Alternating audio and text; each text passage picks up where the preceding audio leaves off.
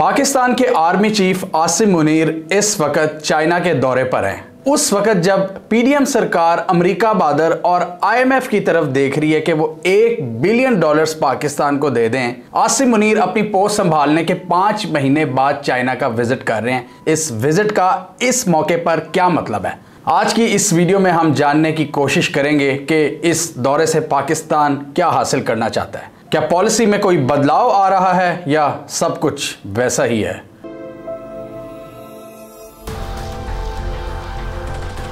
PDM की सरकार की बात करें तो वो एक अंडरस्टैंडिंग के नतीजे में आई थी जिसमें बाजवा का एक बहुत अहम किरदार था। जिस तरह उन्होंने इस सारे सेटअप को खड़ा किया और इमरान खान को निकाल बाहर किया, जियोपॉलिटिकल एंगल से भी देखें तो इस हुकूमत का बनना बहुत सिग्निफिकेंट था और इसको हमने कई वीडियोस में भी कवर किया और हम इस नतीजे पर पहुंचे कि बाजवा साहब ने ये जो सारा रिजीम चेंज किया और जितनी उनकी पॉलिसीज थी उन्होंने पाकिस्तान को यूएस ऑर्बिट में धकेलने की कोशिश की, मतलब वापस back to the United States camp, और पीडीएम सरकार उसका ही एक आउटकम थी। पाकिस्तान में जो लोकल पॉलिटिक्स इस वक्त चल रही हैं उसको ग्रेट गेम के तनाजुर में भी देखना पड़ेगा हमें। इस वक्त जब सारा रीजन एक हो रहा है, हम देख रहे हैं कि वो अपने आप को यूएस से इंडिपेंडेंट कर रहे हैं, इंडिपेंडेंट फॉरेन पॉलिसी की तरफ जा रहे हैं। चाइना, सऊदी अरेबिया, ईरान, रूस, सेंट्रल एशिया, ये सारी सिचुएशन अमेरिका बादर के लिए काफी डेंजरस है और इसीलिए उसको इस रीजन में चाहिए मैक्सिमम एलाइज। ये तो हम सबको पता है कि लॉन्ग टर्म में उनका इंडिया एक एलाय है जिसने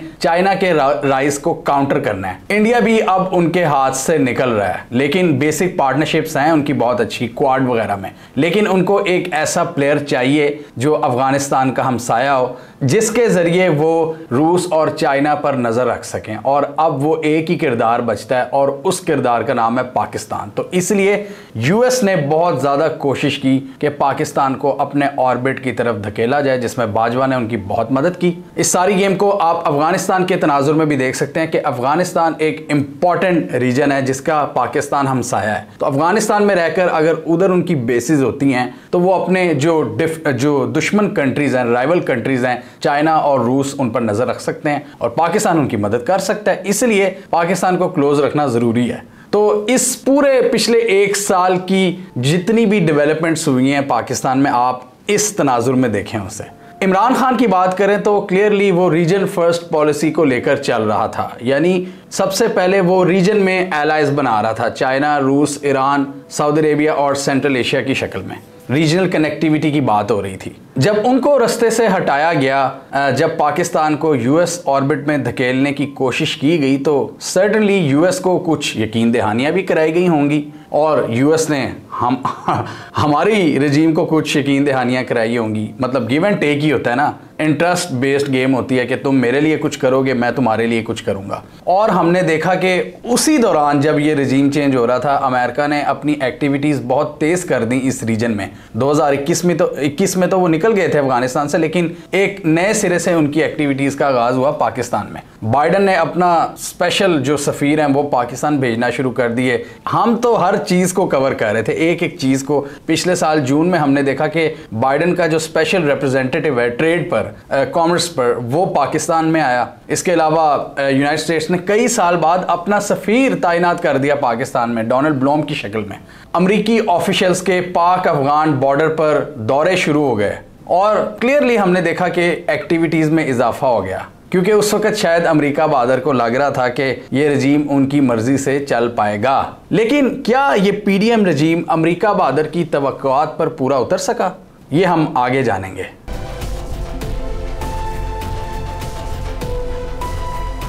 अब वो तवक्कुआत क्या थी अमेरिका बादर की पाकिस्तान से, उसमें कई चीज़ें हो सकती हैं, जिसमें एक तो ये था कि अगर इमरान खान को तुमने उतार दिया है तो पाकिस्तान में फिर मतलब थोड़ी सी पॉलिटिकल सर्टेनिटी लेके आओ, मामलात को नॉर्मलाइज करो, जो इनसे नहीं हुआ। और इन्होंने ये भी कहा होगा कि इमरान खान को थोड़ा कंट्रोल करो, उसको कंटेन करो। इमरान खान की कंटेनमेंट भी नहीं हो सकी। इसके अलावा भी कुछ दूसरे खतरनाक मुतालबात होंगे जो मैं यहाँ पर रिपीट नहीं करना चाहता। ये सारी चीज़ें इस हुकूमत से नहीं हुई। अमेरिका ने सर्टनली इनसे बेसिस का भी मुतालबा किया होगा, जो अवामी प्रेशर की वजह से ये नहीं कर सके। इसके अलावा कुछ मुतालबात थे जिसमें भारत को इलाके का कप्तान मानना और इजराइल को तस्लीम करना। ये भी हमने ये पूरी स्टोरी जुलाई में कवर की थी कि वो क्या क्या मुतालबात थे, और हमने जुलाई में ही प्रिडिक्ट कर दिया था कि अमेरिका बादर फ्री में कुछ नहीं देगा।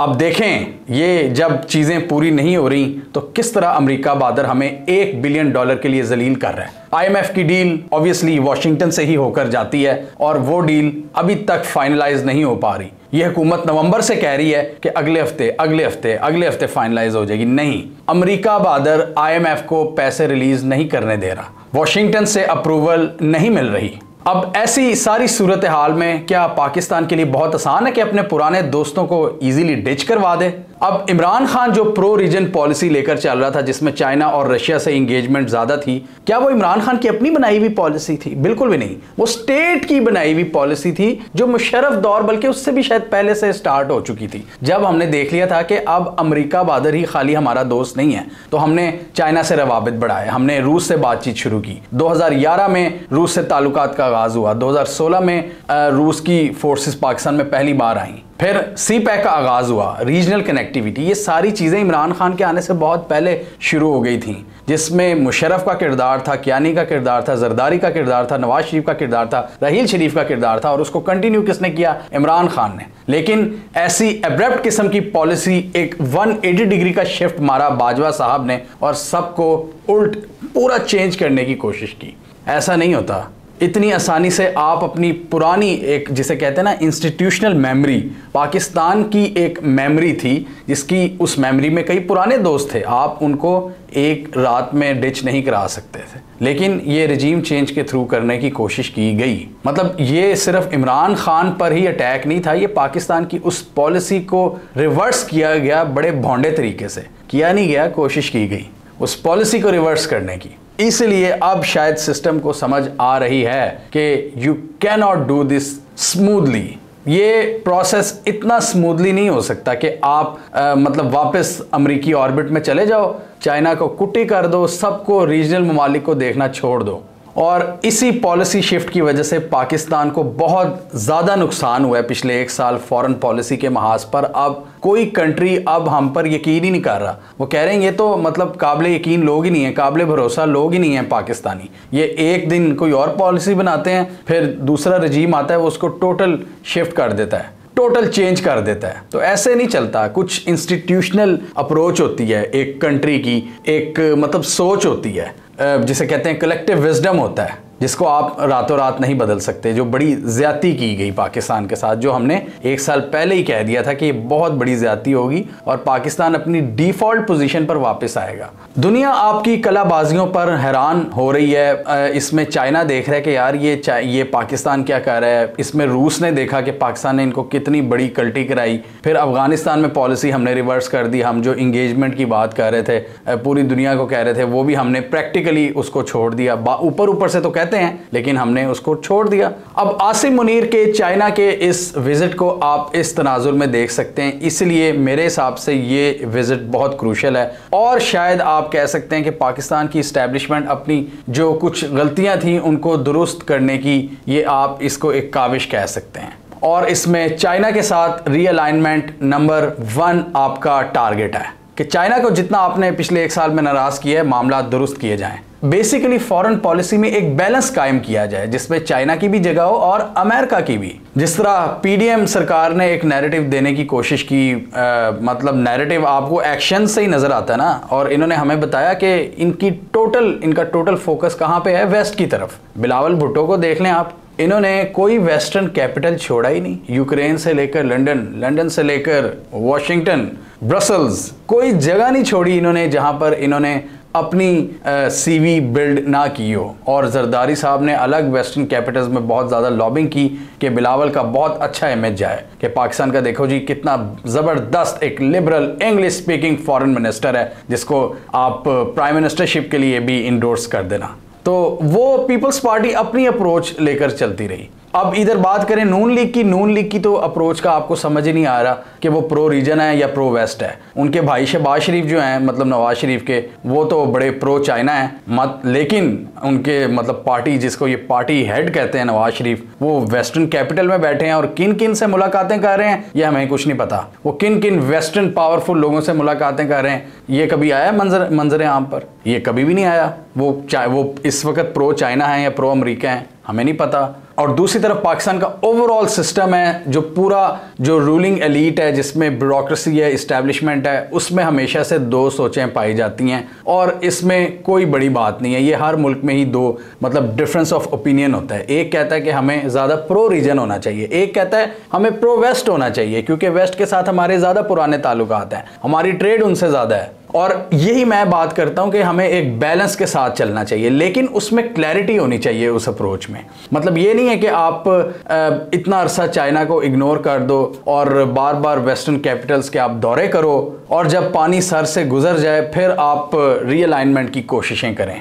ये हम हमेशा से ही कहते हैं कि बैलेंस अप्रोच में पाकिस्तान को पॉलिसी में क्लैरिटी चाहिए और लोगों के साथ भी उसको कम्युनिकेट करें कि क्या रीजंस हैं हम अगर वेस्ट के साथ जाना चाहते हैं। ये बात आप छोड़ दें, आप रीजनल ममालिक को नहीं छोड़ सकते, तो वो तो आपके हमसाए हैं। और वेस्ट से कितनी इंगेजमेंट करनी है वो लोगों को बताएं कि अमेरिका आपका सबसे बड़ा ट्रेडिंग पार्टनर है, सबसे ज़्यादा एक्सपोर्ट्स आप अमेरिका को करते हो। ये चीज़ें कौम को बतानी चाहिए कि किस तरह हमारी जो टेक्सटाइल एक्सपोर्ट्स हैं वो यूरोपियन मंडियों तक जाती है, तो हमारे यहाँ पे जो मैन्युफैक्चरर्स हैं उनको फ़ायदा होता है। और दूसरी तरफ क्या फ़ायदा है CPEC का, BRI का और चाइना के साथ कोलैबोरेशन का।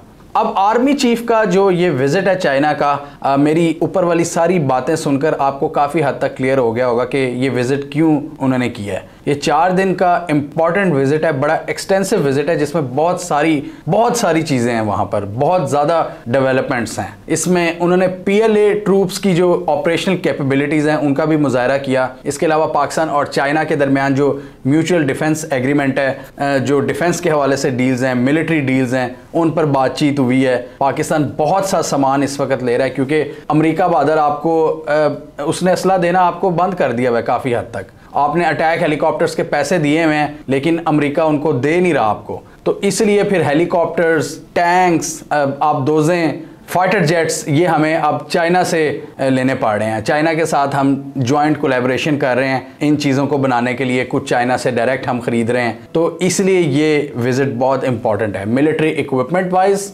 इसके अलावा आपकी ओवरऑल डिफेंस जो डीलिंग है चाइना के साथ और स्ट्रेटेजिक अंडरस्टैंडिंग, ये 3 चीज़ें आप कह सकते हैं। इसके अलावा चाइना को कुछ आपसे भी तहफ़्फ़ुज़ात हैं जो चाइना के वर्कर्स के साथ यहाँ पर किया जा रहा है। बहुत सी जगहों पर उनको चैलेंजेस का सामना है, स्पेशली दासू में 2021 में उन पर ब्लास्ट हुआ था, 10 लोग मारे गए थे उनके, और अभी रिसेंटली भी एक वाक़या हुआ है दासू डैम पर, उससे भी चाइना काफ़ी डिस्टर्ब डेफिनेटली हुआ होगा। इसके अलावा CPEC के जो प्रोजेक्ट्स हैं उनमें भी ज़बरदस्त स्लो डाउन देखने को मिल रहा है। इसमें सैलाब ने भी अपना बहुत किरदार अदा किया, सैलाब ने भी बहुत ज़्यादा तबाही मचाई है। तो ये सारी चीज़ें हैं जिनको जो एक एनालिसिस के मुताबिक आसिम मुनीर इन चीज़ों को एड्रेस करने गए हैं चाइना में।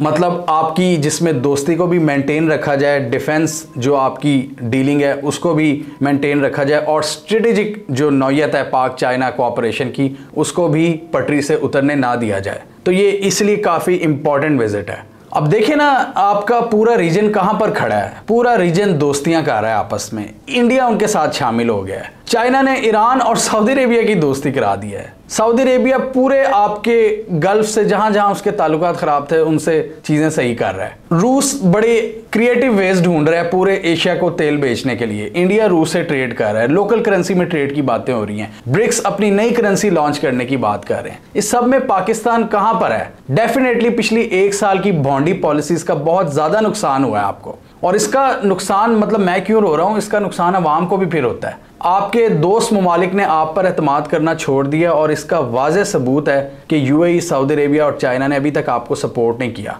IMF चाह रहा था इनसे रिटर्न गारंटीज, और वो अभी तक आपको नहीं मिल सकी। और आपने ना सिर्फ आपने पुराने दोस्तों को नाराज कर दिया जो आपके रीजन में थे, एशिया के दोस्त, और अमेरिका बहादुर भी चला गया। या तो होता ना कि चलो अमेरिका बहादुर से कोई सपोर्ट मिल जाती, वो भी नहीं मिली आपको। क्या कर रहे हैं आप। दूसरी तरफ आप इंडिया को देखें, वो मतलब मई के महीने में वहां पे 2 बड़ी समिट होने जा रही हैं, G20 समिट भी और इसके अलावा शंघाई कोऑपरेशन ऑर्गेनाइजेशन SCO, जो कि बेसिकली चाइना का प्लेटफॉर्म है और इंडिया को उसकी प्रेसिडेंसी मिली है इस साल के लिए, और इसलिए इंडिया में ये इवेंट हो रहा है। और हमारा जो बिलावल भुट्टो साहब हैं, उनकी खबरें आ रही हैं कि वो जाएंगे और कुछ रिक्वेस्ट उनकी मीटिंग की, इंडिया ने उसको बिल्कुल रिजेक्ट कर दिया। इस तरह की खबरें इंडियन मीडिया पर आ रही थी। बेसिकली इन लोगों ने हमें जलील करा के रख दिया पूरी दुनिया में। आपकी फॉरेन पॉलिसी की इस वक्त कोई कदर नहीं कर रहा, ना वेस्ट से आपको मदद आ रही है ना ईस्ट से। आपके अपने रीजन में अपने दोस्त आपको धुतकार रहे हैं आपकी अपनी पॉलिसीज की वजह से। तो इसलिए बहुत ज़रूरी है कि पाकिस्तान जल्द अज जल्द अपना जो ख़राब की हुई थी पॉलिसीज़ उनको दुरुस्त करे। और आई थिंक ये जो विज़िट है step in the right direction ही मैं इसे कहूँगा। Too little too late but a step in the right direction. इसके अलावा DGISPR की भी प्रेस कॉन्फ्रेंस हुई है जिसमें उन्होंने कुछ बातें क्लैरिफाई की हैं। अच्छी चीज़ ये है उसमें कि उन्होंने क्लियरली कहा है कि हम किसी पॉलिटिकल पार्टी के साथ या किसी के ख़िलाफ़ नहीं हैं, और थोड़ा थोड़ा उसमें भारत को भी लताड़ दिया है। तो पाकिस्तानी अपनी फ़ौज से यही चाहते हैं कि आप ज़रा दुश्मन की बजाएं, मतलब यहाँ पर सियासी मामलात में उलझने से या पॉलिटिकल लीडर से जो इनकी कशमकश होती है वो ना हो, बल्कि ज़्यादा फोकस दुश्मन पर हो। आपका जो राइवल्स बैठे हैं, राइवल से भरा पड़ा ये रीजन, उन पर फोकस किया जाए तो इस पर आवाम हमेशा अप्रिशिएट करेगी अपनी आर्मी को और उनके पीछे खड़ी होगी। लेकिन जैसे DGISPR ने कहा कि हम किसी पार्टी के अगेंस्ट या किसी के सपोर्ट में नहीं हैं, तो अगर किसी की भी सपोर्ट या अगेंस्ट में होते हैं तो डेफिनेटली दूसरा ग्रुप फिर हेट करता है इदारों पर, और वो बड़ी शदीद तनकीद होती है। 2020 में वो तनकीद नून लीग कर रही थी और 2022 में PTI कर रही है। तो हम हमेशा यही कहते हैं कि हमने कई वीडियोस में कहा है कि ये तासुर कभी भी नहीं आना चाहिए कि अवाम और इदारे आमने सामने खड़े हो जाएं। तो इसलिए कोर पर पॉलिसीज़ को दुरुस्त करना बहुत ज़रूरी है। मतलब ये खाली मीडिया वॉरफेयर या जिसे कहते हैं कि आप PR कैंपेन्स, ये उनका काम नहीं है। अगर पीछे से पॉलिसी सही होगी तो बहुत सी चीज़ें खुद ब खुद सेट हो जाएंगी, अवाम आपके साथ खड़े हो जाएंगे। और ये बहुत अनफॉर्चुनेट होता है जब आपकी पॉपुलेशन का एक बहुत बड़ा सेगमेंट इदारों पर क्रिटिसाइज़ करना शुरू हो जाए। ये डेफिनेटली ये मुल्क के मफाद में भी नहीं होता और उससे हम सबका दिल दुखता है। पाकिस्तान को उसमें ओवरऑल नुकसान होता है, जो ये चीज़ नहीं होनी चाहिए। और इसमें जैसे मैंने कहा कि जो फैसले हैं, जो पॉलिसीज़ हैं, वो दुरुस्त होनी चाहिए। अब देखें, हम तो अभी ये एक छोटा सा स्टार्ट लिया है, इस वक्त रीजन बहुत आगे चला गया है। सऊदी अरेबिया बहुत तरक्की की बातें कर रहा है, ईरान क्रिएटिव वेज ढूंढ रहा है सैंक्शंस को डिच करने के लिए। रूस देखें, पूरी दुनिया ने सैंक्शन लगा दी लेकिन उसकी ट्रेड जारी है। चाइना कहाँ से कहाँ पहुँच गया, भारत कहाँ पर पहुँच गया। आप देखें वहाँ पर ग्लोबल ब्रांड्स आ रहे हैं धड़ाधड़। तो पाकिस्तान की पॉलिसी मेकर्स ने पाकिस्तान को क्या दिया? एंड पर मैं यही कहूँगा कि जो भी पॉलिसी बने अवाम को जहन में रखकर बने। जो नेशनल सिक्योरिटी पॉलिसी लॉन्च की थी ना 2021 के या 22 के स्टार्ट में, उसमें ये लिखा था कि सिटीजन सेंट्रिक अप्रोच होगी। नेशनल सिक्योरिटी सिटीजन की इज्जत के बगैर अधूरी है, लेकिन हमने ऐसा नहीं देखा। फिलहाल पाकिस्तान में एक आम इंसान की कोई इज्जत नहीं है। ये ऑडियो वीडियो लीक से हमें आगे निकलना होगा। हमें मुल्क के वसी तर मफाद में काम करना होगा, नेशनल इंटरेस्ट को देखना होगा, ना कि ज़ाती इंटरेस्ट को। तो ये जो टॉप पोजीशंस पर ऑफिशियल्स बैठे हैं, इनके लिए बहुत ज़रूरी है कि ये प्रो पाकिस्तान अप्रोच के साथ चलें। और प्रो पाकिस्तान अप्रोच का मतलब है प्रो सिटीज़न अप्रोच। जब तक अवाम की इज़्ज़त नहीं होगी, अवाम की डिग्निटी नहीं होगी, ये मुल्क तरक्की नहीं कर सकता, बल्कि कोई भी मुल्क तरक्की नहीं कर सकता। ये आगे बहुत गरीब मुल्क है, लोगों के पास पैसे नहीं है, इन्फ्लेशन 50% के करीब है। और इस सूरत हाल में अगर आप ह्यूमन डिग्निटी का भी ख्याल नहीं रखेंगे तो डेफिनेटली आप एक बहुत बड़े क्राइसिस को दावत दे रहे हैं। हमें कमेंट सेक्शन में बताइए, आपके ख्याल में क्या थोड़ा सा आपको पॉलिसी में तब्दीली नज़र आ रही है? कुछ बेहतर डिसीजन मेकिंग शुरू हुई है या मामला उधर ही खड़े हैं? कमेंट कीजिए। इसके अलावा हमारा यूट्यूब चैनल सब्सक्राइब कर लो, साथ ही वो बेल आइकॉन भी दबा लें ताकि वो स्टोरीज दुनिया भर से पाकिस्तान से जिनकी मेन स्ट्रीम मीडिया पर प्रॉपर कवरेज नहीं होती, हमारे प्लेटफॉर्म के थ्रू आप तक टाइम पर पहुंच जाएं।